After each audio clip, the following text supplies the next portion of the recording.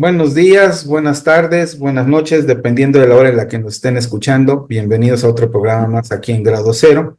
Y hoy tenemos un gran programa, un programa interesante. Tenemos como invitado al doctor Julio César Becerra Pozos. Él es un investigador egresado de la Veracruzana, no de la Universidad Veracruzana, y es maestro y doctor en estudios sociales por la UAM Iztapalapa. Hoy vamos a platicar de un trabajo que recientemente publicó con Rolando Javier Salinas García, un trabajo en colaboración, ¿no? Como coordinadores, que es sin duda muy interesante. El libro se llama Del crepúsculo al anochecer. Pues buenos días, Julio César.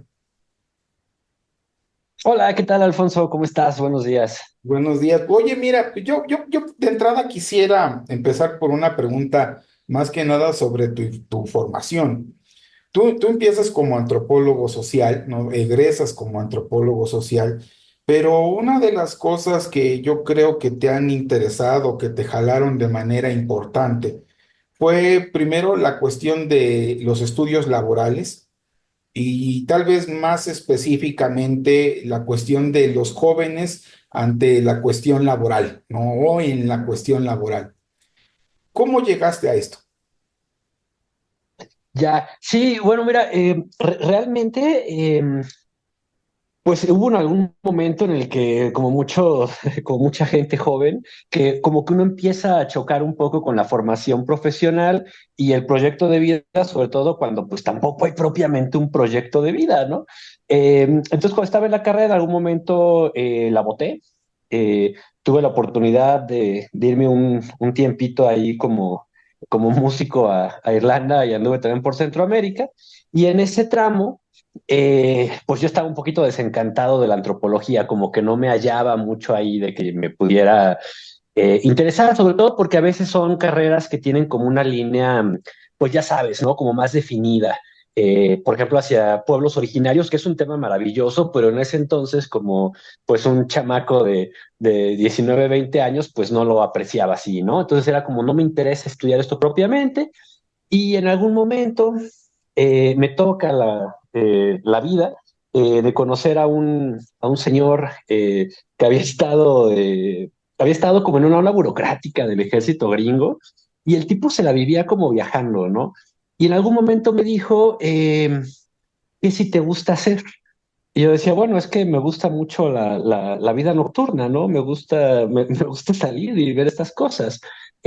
No tanto como en un rollo dipsómano, sino más porque el propio ambiente, ¿no? Me gustaba. Y este chico, bueno, este señor me dijo en ese entonces, seguro vas a encontrarle ahí la forma, ¿no? Eh, y eso se juntó con un trabajo, una novela histórica que habla de cómo retoma mucho, pues, ¿cómo se llama? Ay, se me olvidó ahorita el autor, pero bueno.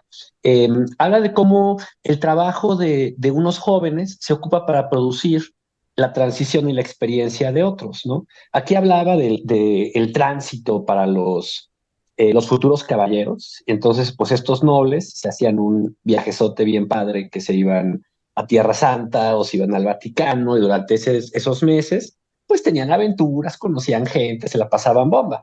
Pero también, pues para que ellos se la pudieran pasar así de bien, pues eso implicaba que hubiera el trabajo de los mozos de escuadra, de los que lo protegían, es decir, un montón de otras personas de su misma edad, pero que con su trabajo producían ese goce, esa transición del otro privilegiado.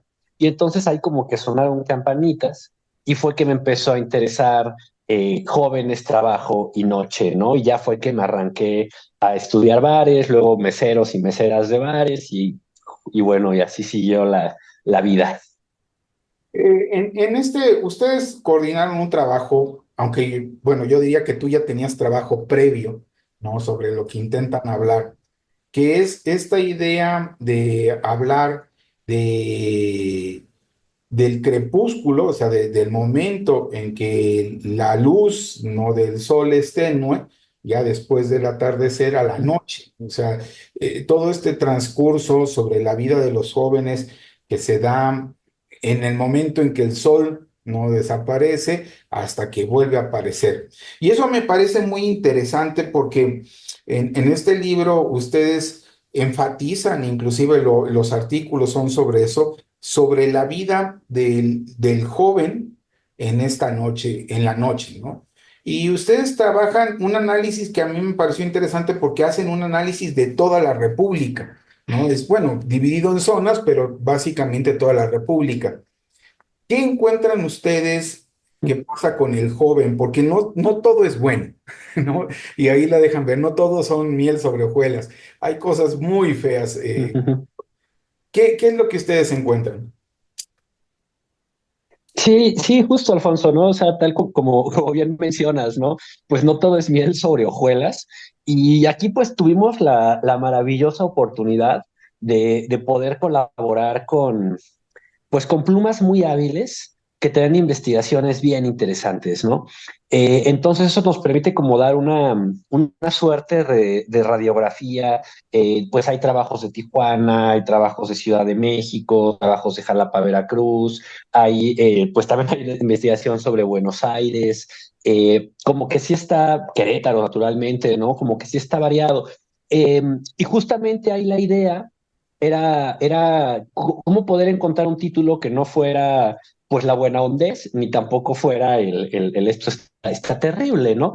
Y justamente esa es la potencialidad que nos da el hablar de un crepúsculo, ¿no? Porque crepúsculo es esa transición que es tanto del día a la noche, pero también es de la noche al día, ¿no? Entonces tiene como que esa doble significación y es como la idea de lo que trae por ahí el libro, ¿no? De cómo sí hay procesos de precarización fuertísimos, violencias, un abandono estatal denso, una baja brutal en la sindicalización en jóvenes principalmente, pero eso no implica que también haya esas oportunidades de formas de resistir, de formas en las que también se han estado organizando.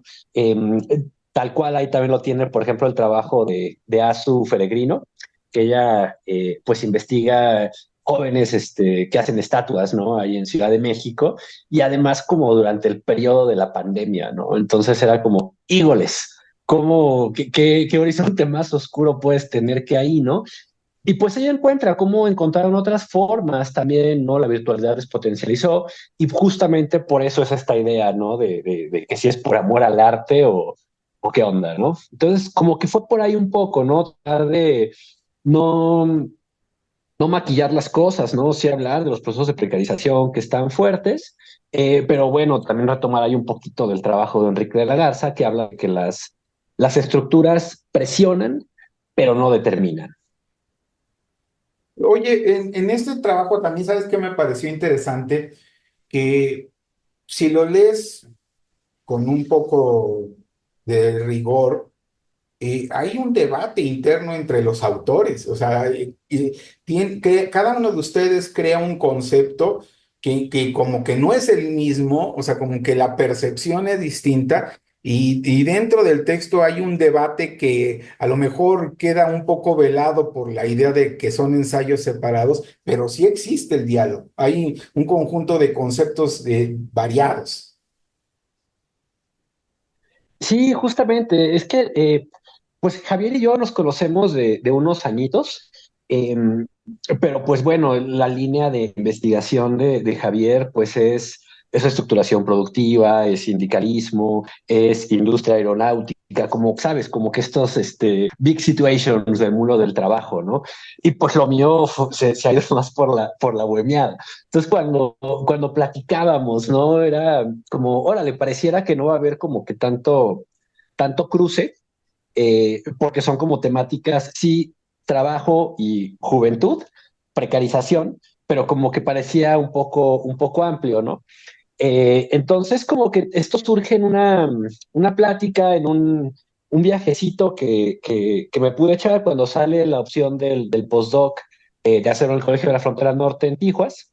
Pues nunca había hecho un viaje largo así en moto, entonces me lo eché de Veracruz para Tijuas, y fue que en Querétaro, cuando coincidimos, Rolando y yo estábamos platicando de como de quiénes se nos ocurriría que traían como que ideas frescas, que como bien mencionas, ¿no? O sea, que traen propuestas de conceptos, propuestas de abordajes. Y fue justo de ese como desayunito que estábamos como platicando de lo que, del equipo, de a quienes quisiéramos invitar, ¿no? Quienes se pudieran sumar. Y por ahí salió, ¿no? Y entonces, pues digo, tristemente, el eje que de alguna forma aglutina o aglomera el trabajo, pues son las violencias, ¿no? Entendidas en un sentido amplio, desde la precarización a la violencia tal cual, a la violencia económica. Y entonces fue por ahí que se va como tejiendo pues ahí el chal. Ahí, en este apartado que tú hablas de violencia, hay una doble dicotomía que a mí me pareció interesante y abordan casi todos los autores del texto, que es por una parte esta idea del joven que está buscando un trabajo o que está trabajando, ¿no? Que busca desempeñarse laboralmente, pero más allá de desempeñar laboralmente, de tener dinero, ¿no? De poder encontrar una forma de vivir. Y por el otro lado, la idea de la precarización, ¿no? Y la violencia, ¿no? De ser pobre y vivir en un entorno violento. En ese sentido, ¿qué tan profundo o qué tan injusto, porque sí hay unas cuestiones de injusticia ahí, ves por una parte esta idea de la relación, o los autores inclusive que ustedes coordinaron, ven esta relación entre ser joven y tener un trabajo, y por el otro lado, el ser pobre, convivir en un entorno violento? Claro.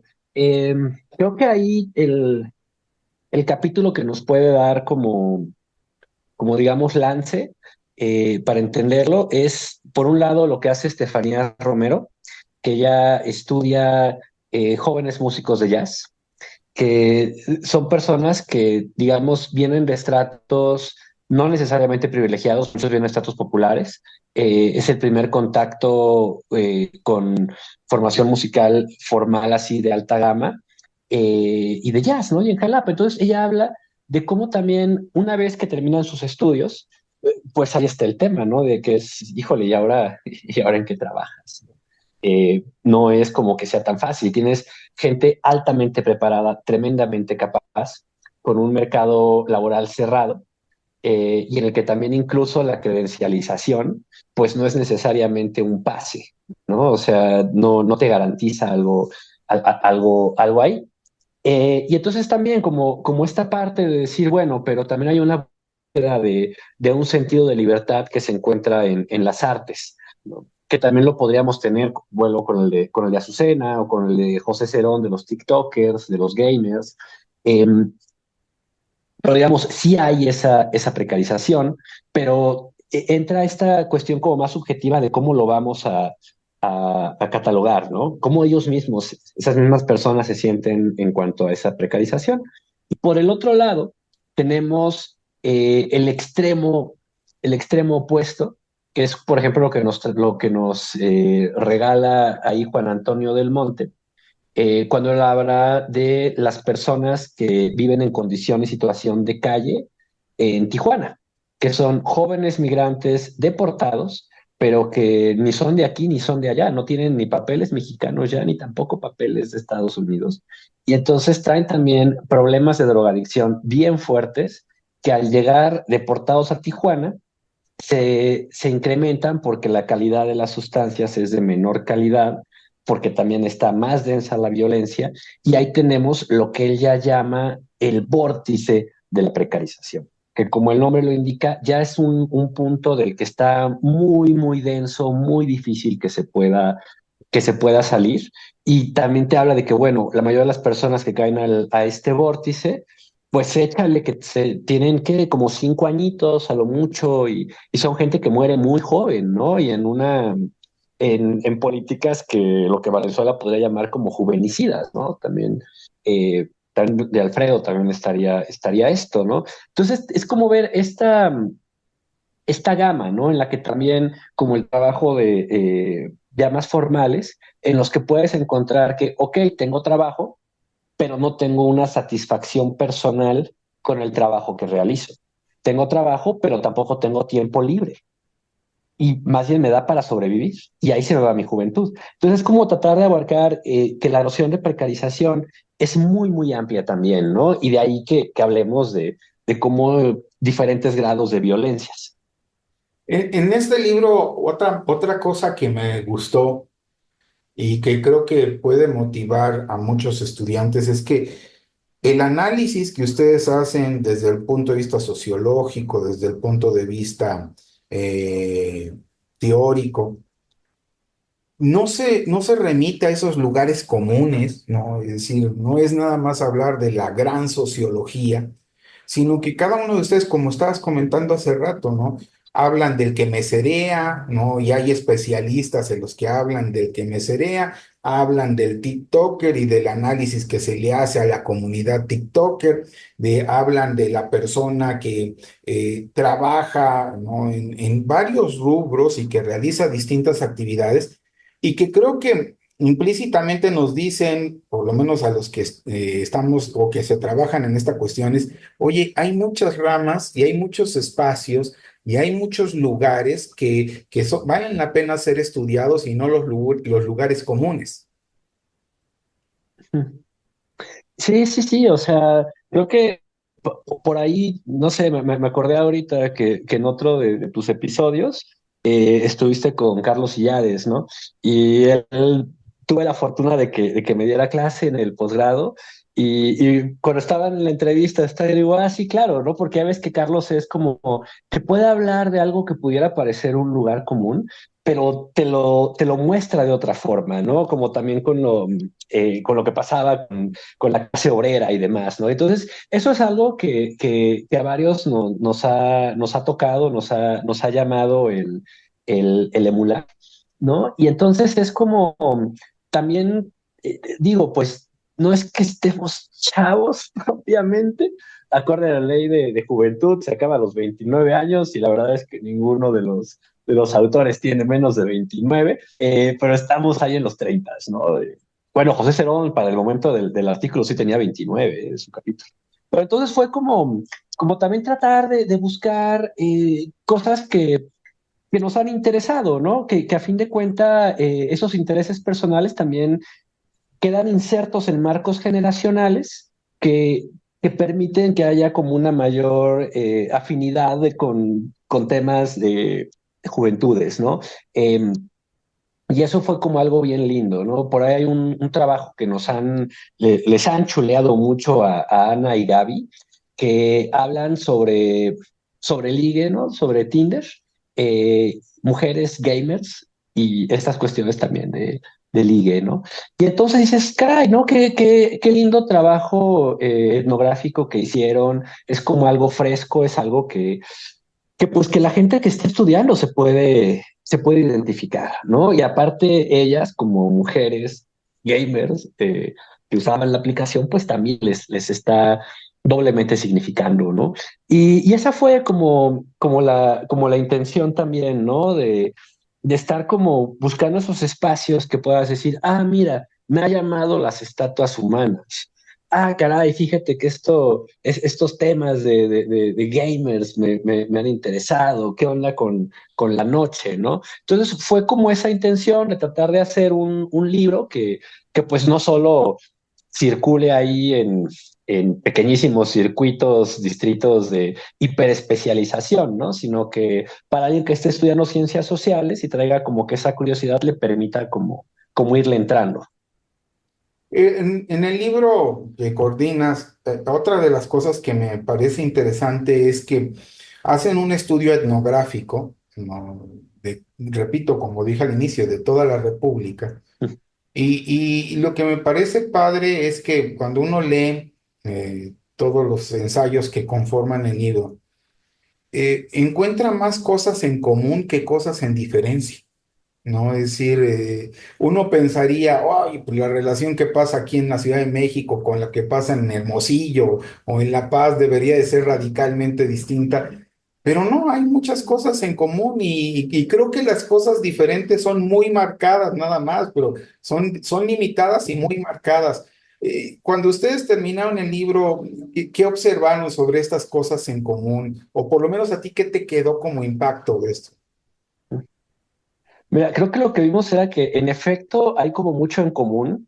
También hay lo que Alfredo Nateras, que es el que nos hizo el regalazo del prólogo, habla de los estados colectivos de ánimo, ¿no? En juventudes. Y decir, hijos, qué mal, qué triste, ¿no? Pero en efecto, si hay estados anímicos colectivos, predominantemente depresivos, predominantemente desolados respecto a las oportunidades laborales, a los horizontes de futuro, y eso es como, digamos, América Latina al menos, ¿no? De lo que se ve en México. Otra cosa que hay también como que nos sorprendió es como qué chiquito es el mundo, porque además de que los temas se conectan, las temáticas se conectan, también resulta que había como una cuestión casi que geográfica de conexión, porque muchos de los, o sea, varios de los músicos que se forman, por ejemplo, en Yasup, que está en Jalapa, pues varios son de Zacatecas, son de Querétaro, son de Baja California, son de los otros lugares de los que se están haciendo las investigaciones, son de Chiapas. Y decías, órale, qué loco que aquí están encontrándose. Y luego también, por ejemplo, el trabajo de Agnes, que es sobre las mujeres vendedoras ahí en la Avenida Revolución en Tijuana, pues ella es de Tijuana, que ella, perdón, ella es de San Cristóbal.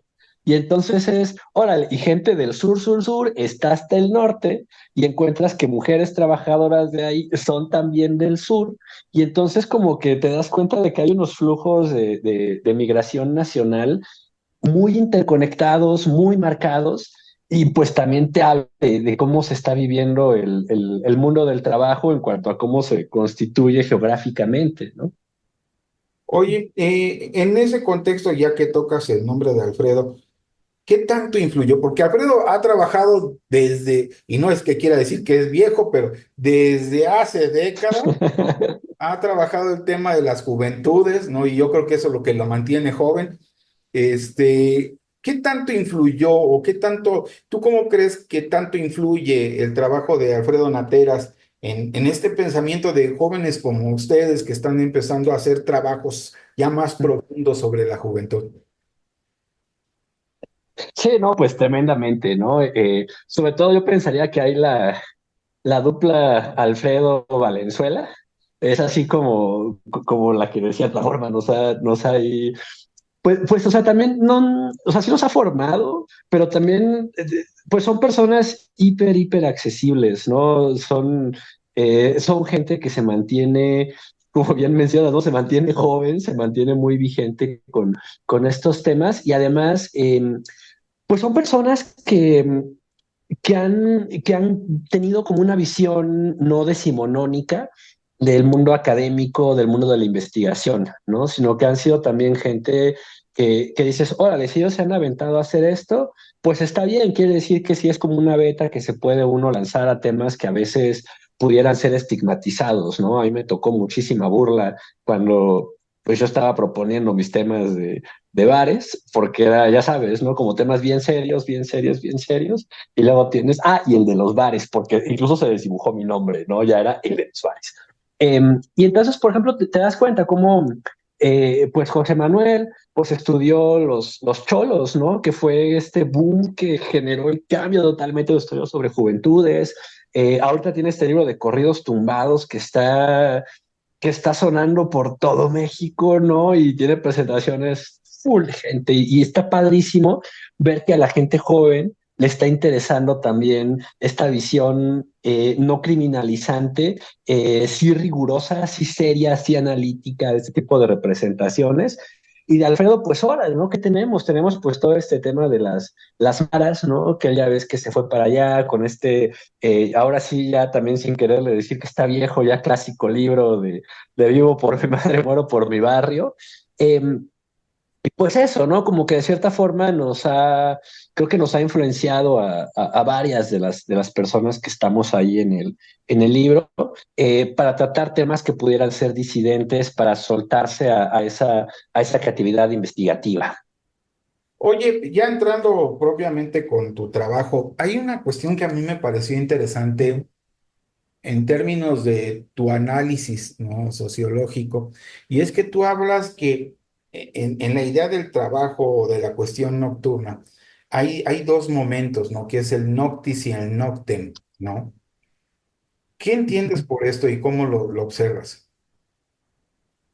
Claro, mira, esto sale porque la gran mayoría de los estudios sobre nocturnidad, sobre noche, eh, tienen como dos sesgos principales. Uno que pareciera, eso era muy común en los noventas, afortunadamente ya ha ido cambiando, que era como decir que la noche es el dominio de los jóvenes. Y los jóvenes como en masculino y también decirlo como de la juventud, no en juventud, es como y en singular. Y el otro sesgo era hablar de que los estudios de la noche se enfocaran en la economía del tiempo nocturno, es decir, en toda esta parte de los cabarets, bares, tables, restaurantes, etcétera, etcétera, etcétera. Entonces, bajo esta lógica, uno queda con vacío, ¿no? Que es, bueno, y entonces, pues, ¿qué sucede si no estoy yéndome de fiesta? O sea, ¿qué onda? Entonces me apago nada más como un robot, me guardo del closet, me apago y al día siguiente funciono.